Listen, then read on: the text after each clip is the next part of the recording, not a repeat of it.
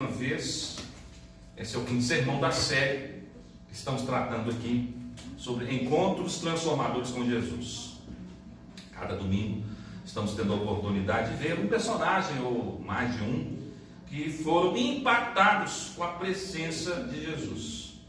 E hoje nós vamos examinar o texto que encontra-se em Marcos capítulo 5, versículo 24 e 34, onde nos é narrado a história de uma mulher que havia 12 anos lutava com uma hemorragia terrível. Ela é conhecida também como a mulher do fluxo sanguíneo, não tem nome, mas ela encontra-se com Jesus no meio ao cortejo, quando ele estava se dirigindo para fazer um outro milagre, e ele iria em poucos momentos curar a filha, ressuscitar a filha de Jairo, e esta mulher se atreveu a se intrometer no meio do cortejo, tocando em Jesus e recebendo ali uma descarga de cura instantânea. O texto que Marcos nos narra começa assim: aconteceu, antes do versículo 25, o finalzinho do versículo 24 diz: grande multidão o seguia, comprimindo-o. Agora sim, aconteceu que certa mulher, que havia 12 anos, vinha sofrendo de uma hemorragia, e muito padecera a mão de vários médicos, tendo despendido tudo quanto possuía, sem contudo nada aproveitar, antes, pelo contrário, indo a pior. Tendo ouvido a fama de Jesus, vindo por trás dele, por entre a multidão, tocou-lhe a veste. Porque dizia: se eu apenas lhe tocar as vestes, ficarei curada. E logo se estancou a hemorragia e sentiu no corpo estar curada do seu flagelo. Jesus, reconhecendo imediatamente que dele saíra poder, virando-se no meio da multidão, perguntou: quem me tocou nas vestes? Responderam-lhe seus discípulos: vês que a multidão te aperta e dizes: quem me tocou? Ele, porém, olhava ao redor para ver quem fizera isto. Então a mulher, atemorizada e tremendo, cônscia do que nela se operara, veio, prostrou-se diante dele e declarou-lhe toda a verdade. E ele lhe disse: filha, a tua fé te salvou, vai-te em paz e fica livre do teu mal. Jesus estivera antes na cidade de Gadara, onde ele havia libertado ali um jovem possesso de espíritos malignos, um rapaz endemoniado. Foi naquela ocasião que esses demônios foram lançados nos corpos de cerca de 300 porcos e lançados ao precipício. Isso causou grande comoção na cidade, e os porqueiros ficaram enfurecidos com o prejuízo material que eles tiveram naquele dia, pouco se importando que um ser humano, um rapaz, havia sido libertado pelo Senhor Jesus. Eles expulsaram praticamente Jesus daquela cidade, convidaram ele a sair. Ele sai e volta para a sua cidade onde residia. Lembrando, Jesus nasce em Belém, ele foge para os seus pais, fogem com ele ainda menino, criança, recém-nascido, para o Egito, por causa da perseguição de Herodes. Tempos depois, quando Herodes morre, eles regressam e vão morar na cidade onde vivia José e Maria, cidade de Nazaré. E ali eles ficam por muitos anos, até que a Bíblia não conta esse detalhe, mas Maria fica viúva, José morre. E quando Jesus inicia seu ministério, ele resolve mudar para uma cidade mais ao litoral do Mar da Galileia, que é a cidade de Cafarnaum. Portanto, ele conhecia Cafarnaum. E ele estava ali. E a sua fama percorria aquela cidade. Diferentemente de Nazaré, onde Jesus não pôde efetuar muitos milagres, porque as pessoas eram muito incrédulas, né? E o próprio Senhor Jesus diz que o profeta em sua casa não faz poucos sinais, porque falta quem lhes dê crédito. Em Cafarnaum, ao contrário, Jesus pôde efetivar vários de seus sinais e de seus milagres. Então, um certo dia, nos narra aqui, tanto Lucas quanto Mateus e Marcos, nos narra que Jesus estava caminhando com os seus discípulos, quando ele então é interrompido por um homem desesperado, Jairo. Jairo era um dos principais da sinagoga, um dos líderes ali daquela cidade de Cafarnaum. E a sua filha estava gravemente enferma. Mal sabia Jairo que quando ele voltasse daquela missão que ele foi em buscar socorro em Jesus, a sua filha estaria já morta. E nesta caminhada, é interessante que quando Jairo chega perto de Jesus, Jesus fala assim: me leve-me até ela. Ele conta em desespero a sua luta, a sua angústia, o seu problema, e Jesus fala: leva-me até ela. E nesta caminhada então que vai acontecer esse encontro maravilhoso. Jairo era um líder da sinagoga. Esta mulher era apenas uma anônima. Jairo era um líder religioso. Esta mulher era excluída da comunidade religiosa. Há um contraste muito grande. Apesar dos dois eventos estarem interligados, porque são eventos que um está intercalando o outro, os personagens são muito diferentes. Jairo tivera a alegria de conviver 12 anos com sua filhinha, que agora estava à morte. Esta mulher sofria também 12 anos de uma doença que a impedia de ser mãe. Jairo fez um pedido público a Jesus. Esta mulher aproximou-se de Jesus com um toque silencioso, queria passar totalmente desapercebida, de forma anônima. Ela aproxima-se e com esse toque silencioso, ela recebe uma bênção. Jesus atende a ambos, mas atendeu esta mulher primeiro. Esta mulher hemorrágica ensina-nos sobre as marcas de uma fé salvadora. Ela aproxima-se de Jesus, mas não aproxima totalmente de mãos vazias. Aproxima-se levando a fé. Uma fé verdadeira, genuína. Uma fé capaz de arrancar de Jesus suspiros de elogios. Alguém já disse que a fé é a mão estendida para receber as bênçãos de Deus. E foi o que aconteceu com esta mulher nesse dia. 3 características dessa fé são presentes aqui que a gente pode observar. Primeiro estágio, ela apresentou uma fé escondida.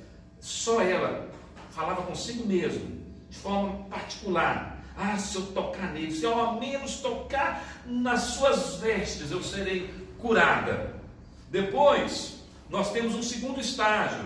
Quando esta mulher, então, quando Jesus percebe que dele saiu o poder, nós temos uma fé recompensada. Valeu a pena ela se arriscar no meio da multidão e tocar em Jesus.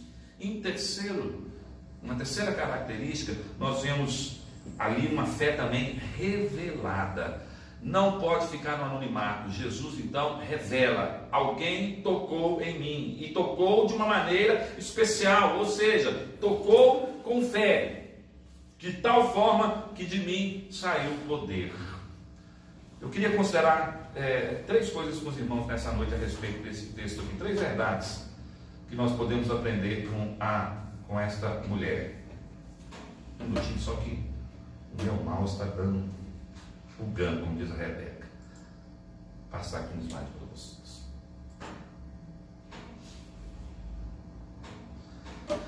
Primeira verdade: o toque da fé começa com a consciência de uma grande necessidade.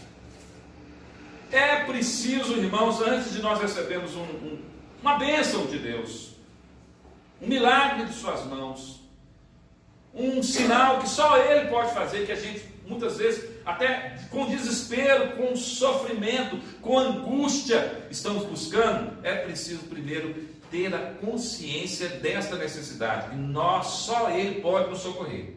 Destacamos aqui 4 fatos nesse primeiro ponto sobre o sofrimento desta mulher enferma. Em primeiro lugar, é um sofrimento prolongado. Irmãos, não é de um dia, não é de um mês. O problema dela não é daquele ano. O problema dela é de 12 anos. Aquela mulher hemorrágica buscou a cura durante 12 anos. Há 12 anos ela lutava contra esta doença incurável na sua época. Foi um tempo de busca e de esperança frustrada. Ela tentou todos os recursos possíveis. Ela gastou todas as suas fontes de renda para pagar todos os médicos de sua época. Foram 12 anos de enfraquecimento constante, porque a hemorragia ou esta doença hemorrágica, ela vai minando as nossas forças, porque do sangue vem a vida. Anos de sombras espessas da alma, de lágrimas copiosas, de noites mal dormidas, de madrugadas insones, de sofrimentos sem trégua. Talvez eu e você estejamos sofrendo há muito tempo, apesar de termos buscado solução em todos os caminhos, por algum problema, por alguma questão que a gente não consegue resolver. A Bíblia diz que a esperança que se adia faz adoecer o coração. Provérbios 13, versículo 12. O sofrimento daquela mulher era prolongado. Segundo ponto aqui é que era um sofrimento que gera desesperança, que quanto mais se prolonga, quanto mais recursos você tenta, quanto mais soluções você busca e não encontra assim algo efetivamente certo que vai botar fim àquele problema, àquela dificuldade, àquela doença, vai desanimando. O Talmud, que é um documento judaico, ele dava 11 formas de cura para a hemorragia. Ela provavelmente, ou certamente, porque o texto diz que ela buscou todas as alternativas, e ela não alcançou.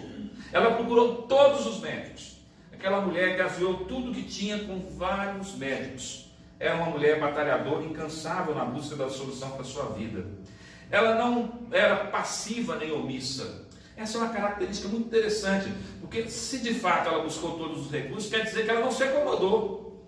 Ela não se acomodou com o problema. Ela não ficou amuada num canto, reclamando da vida, murmurando. Antes, correu atrás da solução. Ela bateu em várias portas, buscando uma saída para o seu problema. Contudo, apesar de todos os seus esforços, irmãos, ela perdeu não só o seu dinheiro, mas também progressivamente ela vai perdendo a sua saúde e ela se vê se definhando. Ela ficava cada vez pior. A sua doença era crônica, grave. A medicina não tinha resposta para o seu caso. Os médicos, por mais boa vontade que eles pudessem ter, não puderam ajudá-la. Em terceiro lugar, o sofrimento desta mulher também é um sofrimento que destruía os seus sonhos. O sonho de ser mãe, o sonho de ser esposa, o sonho de poder ser livre. Aquela mulher perdia sangue diariamente, tinha uma anemia profunda, uma fraqueza constante. O sangue, como dissemos, é símbolo da vida. Seu diagnóstico era sombrio, ela parecia morrer aos poucos, pouco a pouco. A vida parecia esvair-se aos borbotões do seu corpo. Ela não apenas estava perdendo a vida, meus irmãos, como não podia também gerar vida. Porque uma mulher que tem um problema tão grave como esse, hemorrágico, ela não consegue ovular, ela não consegue engravidar, ela não consegue conceber nem gerar uma vida dentro de si. Seu ventre, em vez de ser um canteiro de vida, tinha se tornado um deserto de morte. Essa mulher via chegar à estação da desesperança. Foi então que, de repente, ela ouviu falar de Jesus.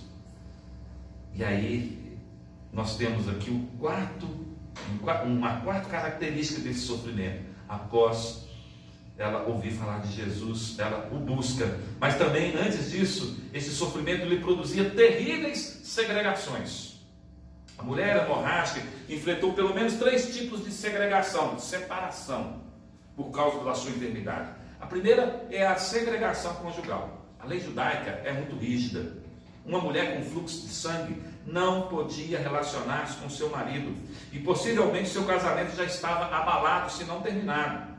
Nós não sabemos o estado civil dela. A Bíblia não fala se ela era solteira, se ela era divorciada, se ela era viúva, se ela era casada. O certo é que ela não podia ter um relacionamento normal com um homem.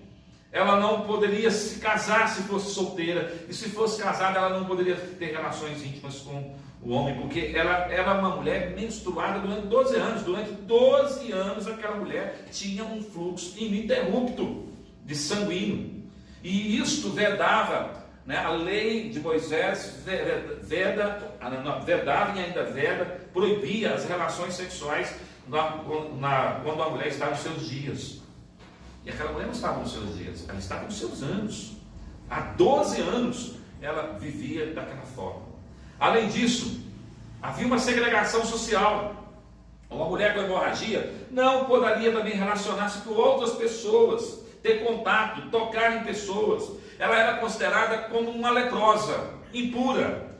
Ela deveria viver confinada na caverna da solidão, no isolamento, sob triste realidade do ostracismo social. Essa mulher era tratada quase como se estivesse com uma lepra. Você lembra da mensagem que falamos sobre o leproso? Era mulher, era tratada quase igual. Por 12 anos, ela não pudera abraçar nenhum familiar, sem causar-lhe dano. 12 anos sem ir ao culto. Ela também não podia participar dos cultos. Não podia adorar a Deus no culto público, estar diante de uma comunidade de crentes. Ela vivia possuída, certamente, irmãos, de vergonha. O fato dela aproximar-se sorrateiramente, de forma discreta, e tocar em Jesus sem dar uma palavra, sem dar um sinal de emoção, demonstra talvez a sua autoestima fragilizada, o seu medo de ser repreendida e de sofrer repulsa. A sua descrição é um sinal claro que aquela mulher tinha uma autoestima amassada e possuía muita vergonha. Por isso chegou anonimamente para tocar em Jesus, com medo de ser rejeitada, pois quem a tocasse ficaria cerimonialmente também pela lei de Moisés impura. E por fim, a segregação religiosa, que ela está ligada à segregação social. Uma mulher com fluxo de sangue não poderia entrar no templo, jamais, nem na sinagoga para adorar. Ela estava proibida de participar do culto público, uma vez que a sua condição era de constante impureza ritual. Sim, ela era considerada impura, portanto impedida de participar das celebrações, das festas e dos cultos. 12 anos assim, meus irmãos, 12 anos com essa angústia, mas finalmente ela ouviu falar de Jesus, e ela tomou consciência de o seu problema só poderia ser solucionado por um milagre de Deus, e este milagre estava passando perto dela, caminhando ao seu entorno. Foi então que ela decidiu que valeria a pena arriscar. Afinal de contas, ela já arriscou tudo, perdeu dinheiro, perdeu amizades. Se tinha algum relacionamento com alguém, perdeu esse relacionamento, não podia ir no culto, não podia celebrar em público, era considerada impura, sofria a dor de não poder gerar no seu útero um filho, que para uma mulher de Israel isso é extremamente vergonhoso e doloroso. Finalmente, ela entendeu que só um milagre de Deus, e este milagre que estava passando perto dela era Jesus. E nesse ponto, então, nós vamos aqui considerar a segunda verdade que o texto nos traz aqui. O toque da fé também acontece quando nos voltamos da nossa desilusão e buscamos a Jesus. É preciso reagir. E a gente pode destacar aqui 3 coisas importantes. Primeira delas, que serviu para aquela mulher, serve para mim e serve para você. Os nossos problemas não apenas nos afligem, eles também, de certa forma, nos arrastam aos pés de Jesus. Deus tem um propósito até nos nossos problemas. Ele tem um propósito nas nossas enfermidades, Ele tem um propósito nas nossas crises, Ele tem um propósito nasquelas coisas que afligem a nossa alma. Não para nos destruir, não para nos envergonhar, não para nos sucumbir, mas para nos arrastar à sua presença. A mulher hemorrágica, depois de procurar vários médicos, sem encontrar solução para o seu problema, finalmente ela buscou o médico dos médicos, ela buscou Jesus. Ela certamente ouvira falar de Jesus e das maravilhas que ele fazia. E como diz o apóstolo Paulo, lá em Romanos 10, 17, a fé vem pelo ouvir. E o que ela ouviu a respeito de Jesus, a sua fama, produziu tal espírito de fé que ela ensaiava, dizendo consigo mesmo: ah, se tão somente tocar-lhe as vestes, ficarei curada. Essa declaração. E eu fico pensando o seguinte: como é que Marcos, Mateus e Lucas puderam registrar esta fala desta mulher, principalmente Marcos aqui, no capítulo 5, versículo 28. Certamente, depois de curada, depois de libertada dessa opressão, ela deve ter dado testemunho e eles registraram isso. Porque isso ela falou consigo mesma, ela não falou de forma pública. Ela falou, pensou em voz alta: se pelo menos eu tocar nas suas vestes, ficarei curada. Não se trata de uma fé supersticiosa, mas se trata de alguém que no desespero de sua angústia, ela canaliza toda a sua confiança em se aproximar daquele que é a fonte de bênçãos, fonte de milagre, que é a pessoa de nosso Salvador, a pessoa de Jesus.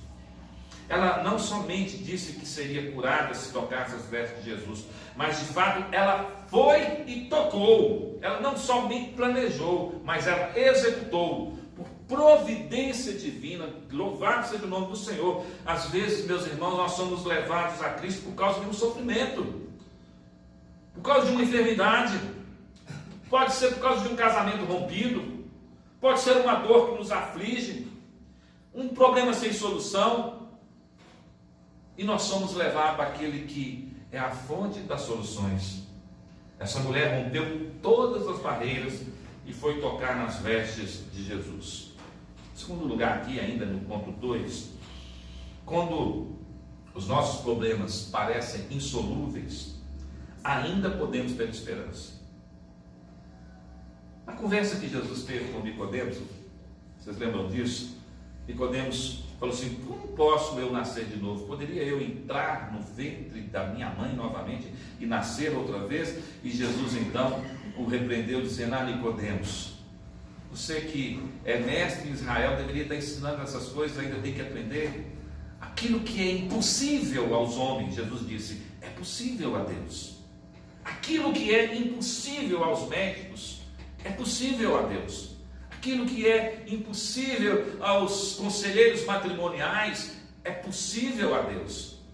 Há alguns anos atrás, eu fui fazer um óculos numa ótica lá no bairro Nova Suíça, e conversando com o dono da ótica, a conversa foi nos levando a uma situação que ele começou a dar o testemunho dele.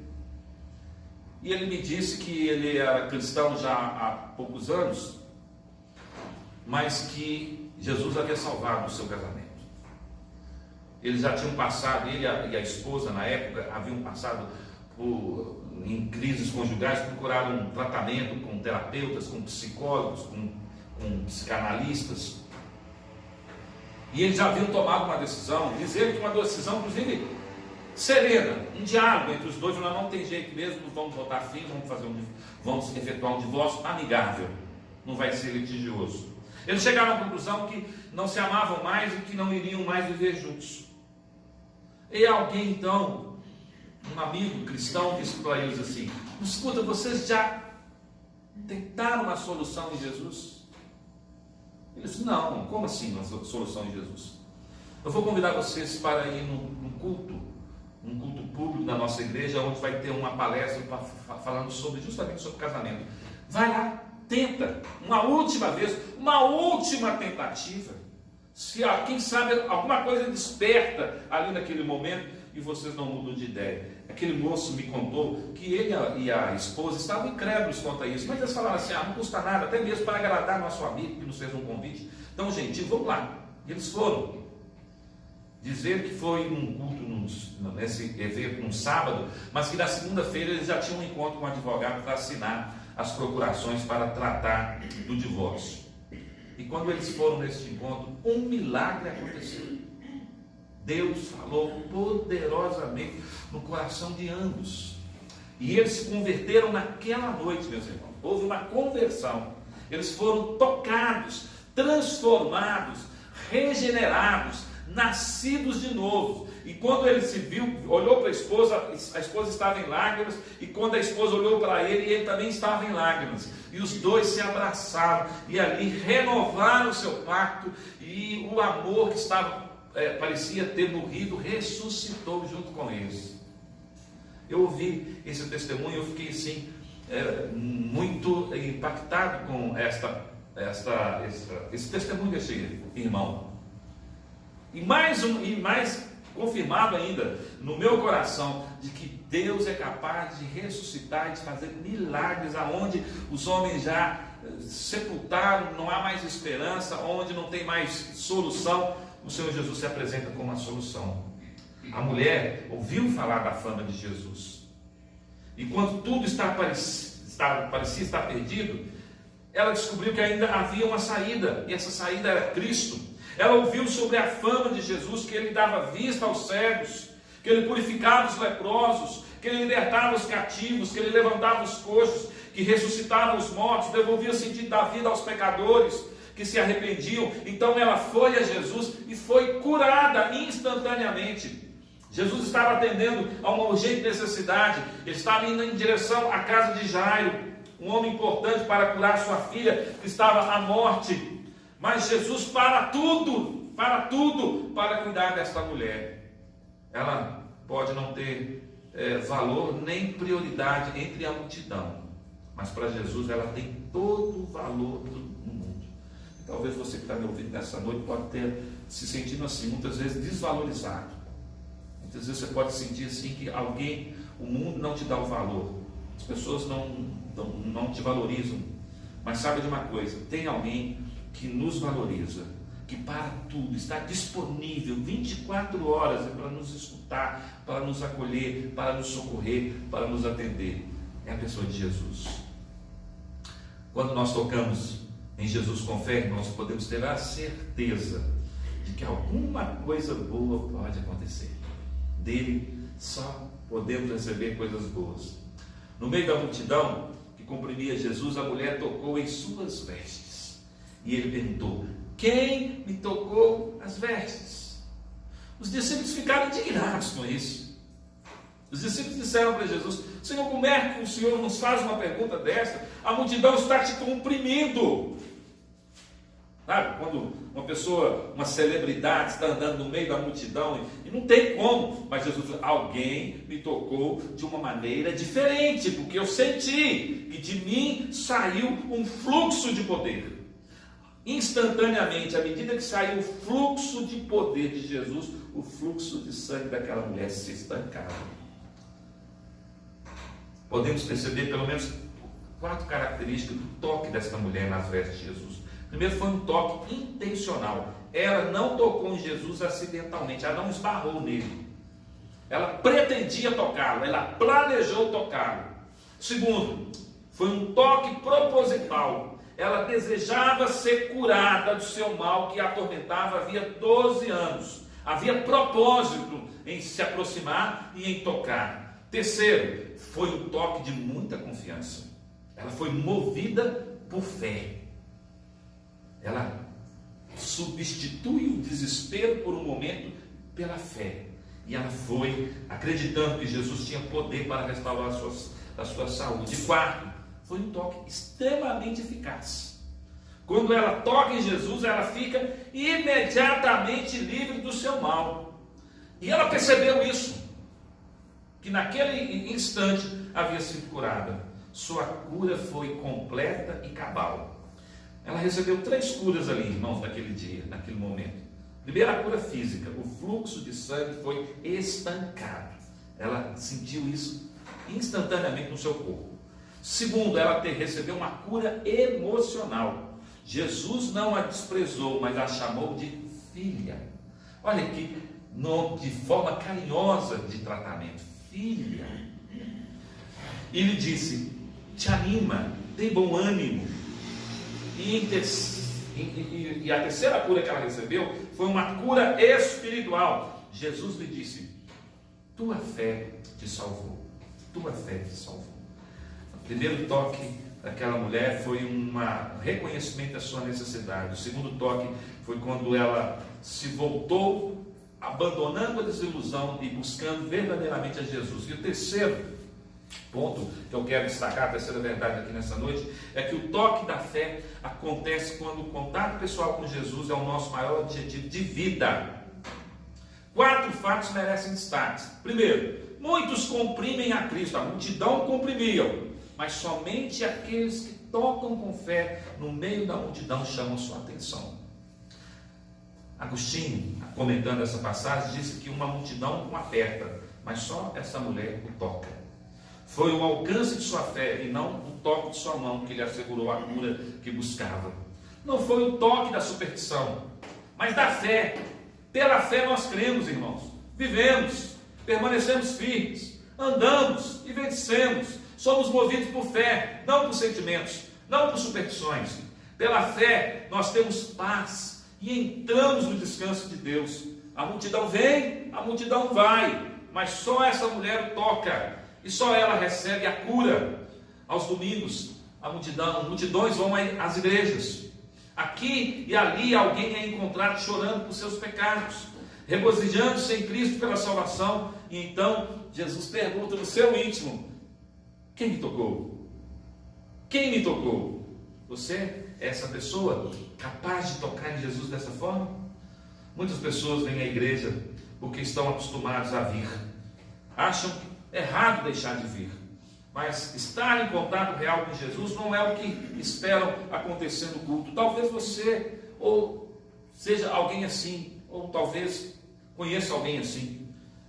Está vindo na igreja de forma automática, por uma questão de dever de vir à igreja, mas não está vindo à igreja com a intenção: olha, Senhor, fala comigo nessa noite, deixa eu tocar no Senhor, deixa eu experimentar o teu poder, acolhe-me, Senhor, nesta noite.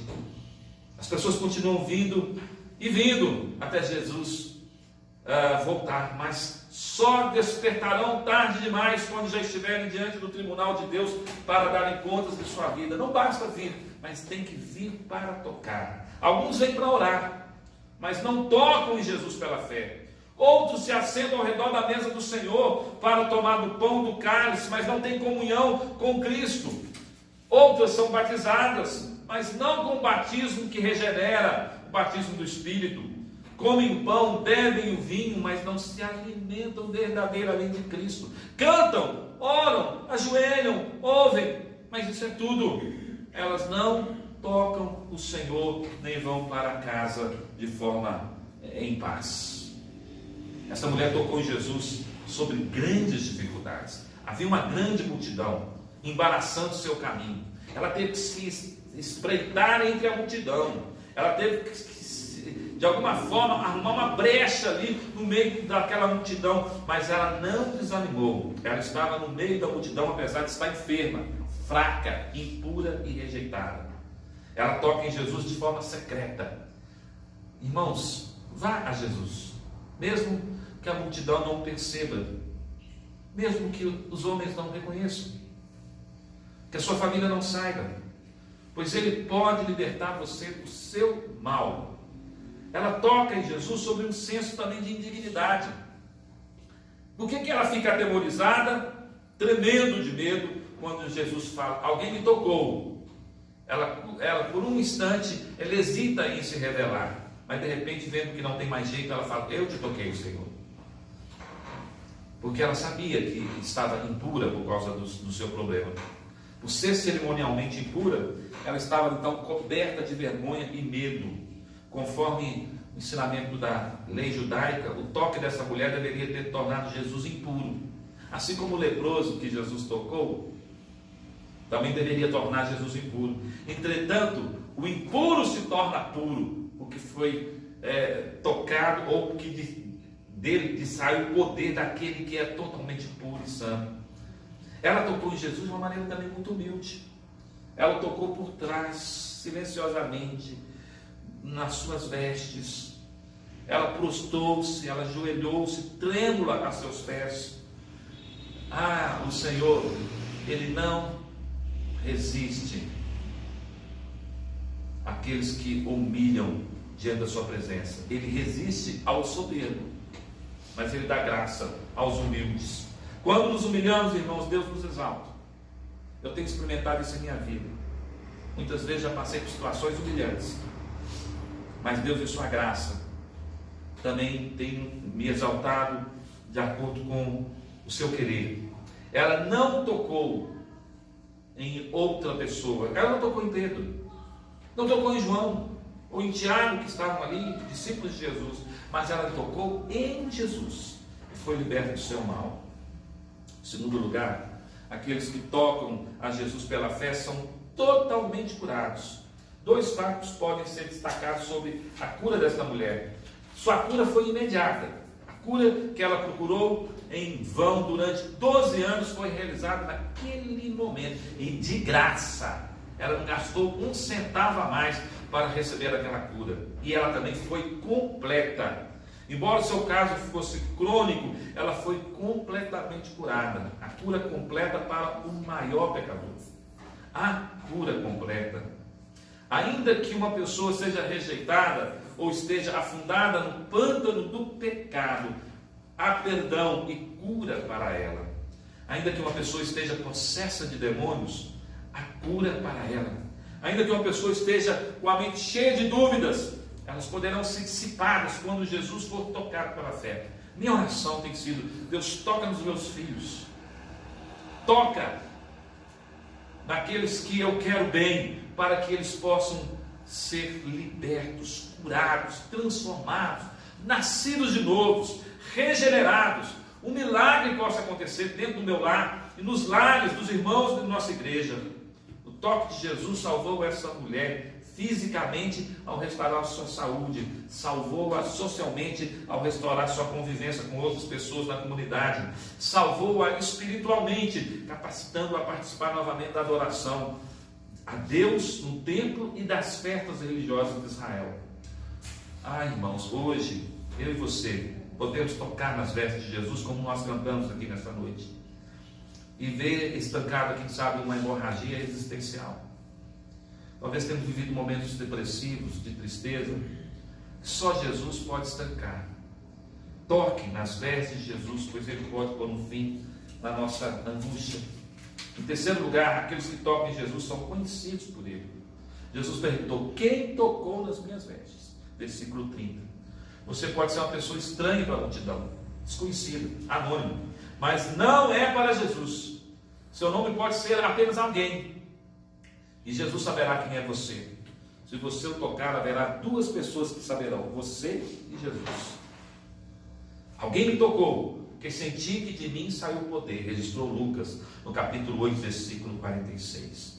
Em quarto lugar, aqueles que tocam em Jesus devem fazer isso conhecido a outros. Você precisa contar aos outros o que Cristo fez por você.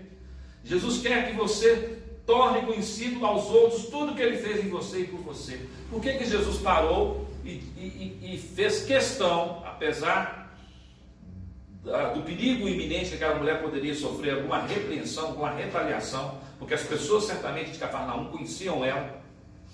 E por que Ele revelou o que tinha acontecido ali, o que tinha acabado de acontecer? E por que isso está registrado nos evangelhos? Para dar testemunho, para que isso seja conhecido. Deus quer que façamos conhecido aquilo que Ele tem feito em nossas vidas, que passemos adiante, que quem sabe o nosso problema solucionado, resolvido, pode ser o problema do nosso vizinho, pode ser um problema semelhante de um amigo nosso, de um parente, de um colega de trabalho, e de repente, irmãos, nós podemos ser um instrumento de bênção. Rompa o silêncio e testemunhe. Vá, conte ao mundo que Jesus fez por você. Saia do anonimato. Quando as bênçãos descem dos céus, elas devem retornar em forma de ações de graça por parte dos que foram abençoados. Jesus disse à mulher: vai-te em paz, fica livre do teu mal.